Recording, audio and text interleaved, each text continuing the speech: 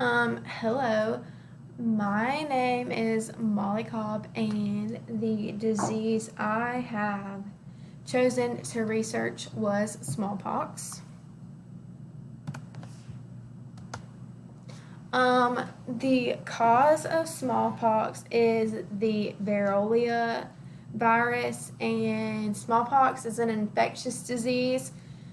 So it's contagious and it is spread from person to person. And in this picture, it is a picture of the variola virus splitting. How smallpox is presented.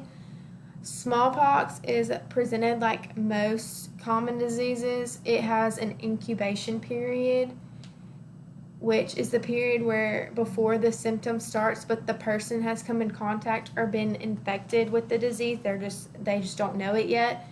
Next is the initial symptoms, which can be a high fever, headache and body aches, and vomiting.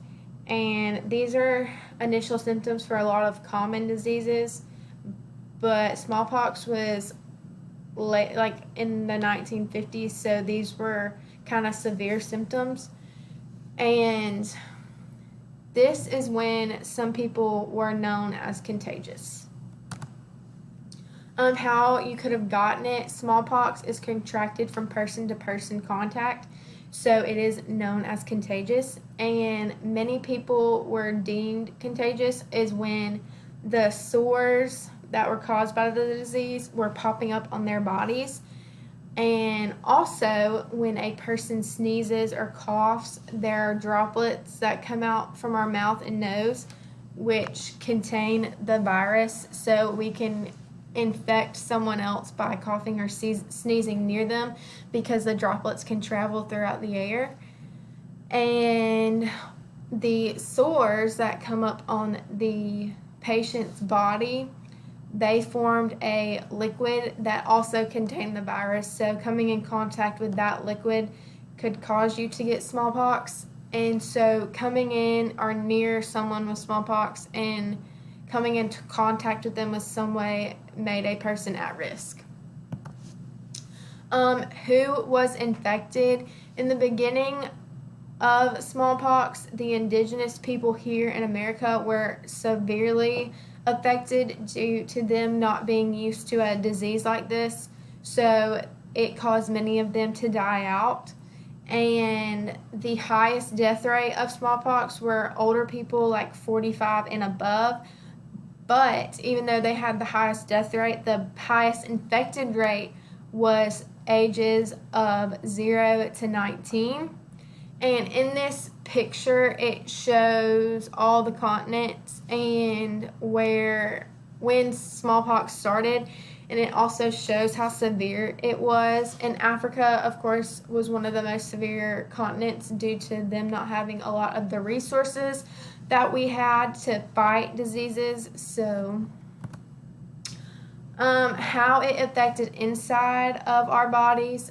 In some cases, the cause of death was multi-organ failure, so it affected different organ systems in different ways. A very rare but seen symptom was blindness, but it wasn't very common. And then another thing that affected inside the body was after people recovered from smallpox, many men had realized that they were infertile. How it affects the body. Smallpox presents itself in different stages, and of course first is the incubation and early symptoms period, and then next comes the early rashes, which is where rashes are found on the tongue and mouth of the patient. And as the disease gets worse, the rashes begin to spread throughout their head, their hands, and their feet. And these rashes actually turn into sores, which fill with a virus-filled liquid. And during this stage, fevers can begin to build. Next, there are pustular rashes and scabs, and Sores become pustular and the scabs will come days later. And once the scabs fall off, it can leave scars and marks on a person's body. But after the scabs fall off their body, the person is no longer contagious of smallpox. Possible cures and treatments. Smallpox is actually eradicated because it was a disease popular in the 50s, but there is still a vaccine. It is just not recommended for the public. But if there were to be another smallpox outbreak, there would be a vaccine we would be able to take. Also, another treatment for smallpox are antiviral drugs, which are mainly effective if you take it early on when you get the disease or if you take it before. And some of these drugs are not approved by the FDA, so they're not recommended unless you absolutely need to take them. And then these are my sources, and that is it. Thank you for watching.